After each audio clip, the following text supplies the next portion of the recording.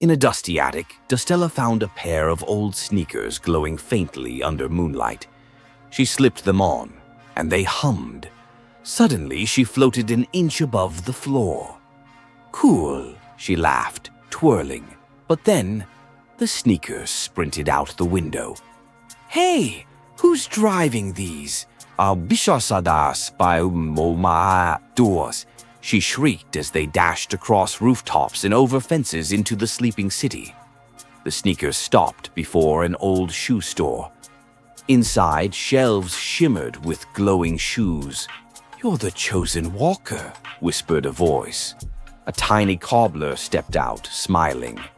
These sneakers only fit those meant to walk between worlds. Dustella's eyes widened. Worlds, the cobbler nodded. Tonight we need you. And as the sneakers laced themselves tighter, Dustella stepped forward, ready for an adventure she never imagined. Zeke never liked his backyard. "It's boring," he sighed. But one morning he spotted a strange vine curling up the fence. It shimmered like soap bubbles. Weird. He poked it, and pop, a giant bubble grew from the vine and swallowed him whole. Whoa! Zeke floated up, the bubble carrying him over rooftops. "Okay, this is not boring anymore," he laughed, higher and higher. They rose until a forest of bubbles appeared in the clouds, each filled with tiny creatures waving at him. "Welcome, Zeke," a voice boomed. "The bubble vine chose you to save us." "Save you?" Zeke blinked, but before he could ask more, the bubble began to wobble. "Hold on, Dee," the voice cried. "The bubble storm is coming." And with a pop, Zeke's adventure was just beginning. In a dusty thrift shop, Milo found a strange blue coat hanging in the corner. "Try it on," the shopkeeper winked. As soon as Milo slipped it over his shoulders, the coat purred and lifted him an inch off the ground. "Whoa, it hovers," Milo grinned. "Where would you like to?" the coat whispered. Milo thought hard. Somewhere no one's been before. With a flutter, the coat soared out the door, over streets past clouds, higher and higher. They zipped through rainbow storms and cotton candy skies until they reached a floating island with doors hanging in midair. "Choose a door," the coat said softly. Milo reached for a shimmering silver one. But suddenly all the doors began to glow. "Each leads to a different adventure," the coat whispered. "But you can only pick one tonight." Shelly the snail longed for speed. Every day she watched Skitter, the jetpack squirrel, zoom across the park. "Oh, to fly," she sighed. "Why so glum, Slowpoke?" Skitter grinned, zipping by. "I wish I could go fast," Shelly said. "Hop on," he said. "But I'm a snail." "Perfect." Skitter strapped her on, and whoosh, they soared over trees and puddles. "Whee!" Shelly cheered. Suddenly, jammed controls, spiraling down. Skitter panicked. Shelly stretched out, splat, and caught a lily pad, gliding them safely down. "Whoa, Skitter said. "You saved us." Shelly smiled. "Slow and Steady's got moves too." In a quiet workshop, Rusty the robot stared at a blank wall. "I wish I could paint," he sighed, "but my hands are too clunky." Suddenly, a tiny bee with a paintbrush for a tail buzzed in. "Need help?" she asked. Who are you?" Rusty blinked. "I'm Beely, the painter bee. I make colors where there's none." She zipped around, splashing blues and yellows across the wall. "Wow," Rusty gasped. "Teach me." "Sure," Beely grinned, guiding his metal fingers. Slowly, Rusty dipped into paint and made his first stroke.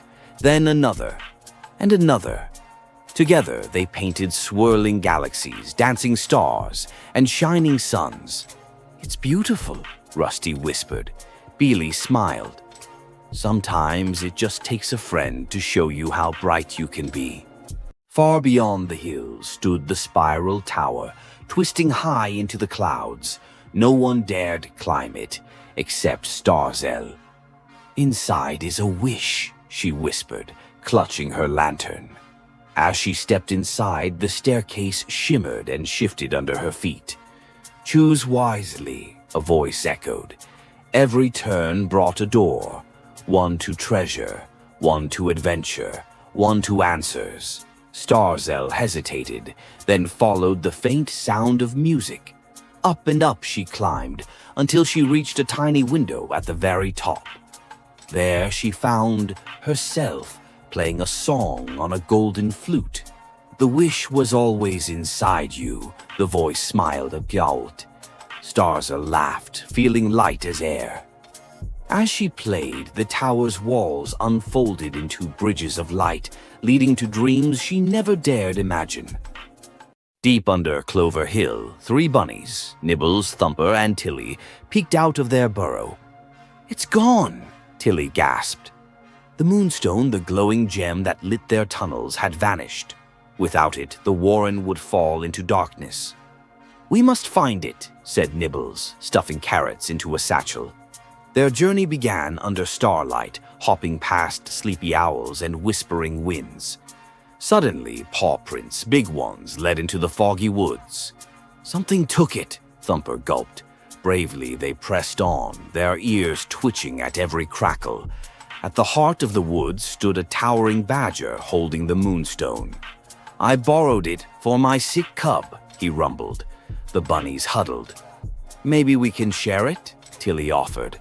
And as the moonstone's glow lit both burrows that night, the 3 brave bunnies learned that sometimes courage meant kindness too. Glimmerlocks wasn't like other unicorns. Her mane sparkled with tiny stars. "One day I'll fly to space," she dreamed. And one night, as she gazed at the moon, a spaceship crash-landed in the meadow. Out tumbled 3 fluffy pandas in silver suits. "We're lost," the biggest panda sniffled. "Can you help us get home?" Glimmerlocks stamped her hooves. "Hop on!" With a burst of magic, her horn glowed bright, and together they soared into the sky, weaving past comets and glowing moons. But then a shadow loomed. "A space dragon," gasped a panda. Glimmerlocks narrowed her eyes. "Hold tight." With a swish of her shining tail, she left a glitter trail so dazzling the dragon blinked in awe, giving them just enough time to zip away. "Thanks, Glimmerlocks," the pandas cheered as their home planet twinkled ahead. No one knew where he came from. One morning, a small boy made entirely of marshmallow walked into Sweetville, his sugary footsteps sticking to the cobbled streets. "I'm Max," he said softly, "and I'm melting." The townsfolk gasped. Max's arms were drooping in the warm sun. Baker Bella rushed forward. "Quick, we need shade." But as umbrellas popped open and ice cream trucks circled him, Max's smile faded. "I wasn't always marshmallow," he whispered. "A wish, a shooting star, now I'm stuck like this." A curious sparkle glinted in his gooey eyes. "But maybe, just maybe, someone here knows how to turn me back." And as the town gathered, little Max lifted a sticky hand toward the old candy clock tower. "We've got until midnight before I melt completely." High above the mountains lived a shy cloud named Puff. He watched big clouds make thunder and lightning. "I could never do that," he sighed. One day the sun said, "Puff, the garden below needs rain. Can you help?" "Me, I'm too small," Puff said nervously. "Please," the sun smiled.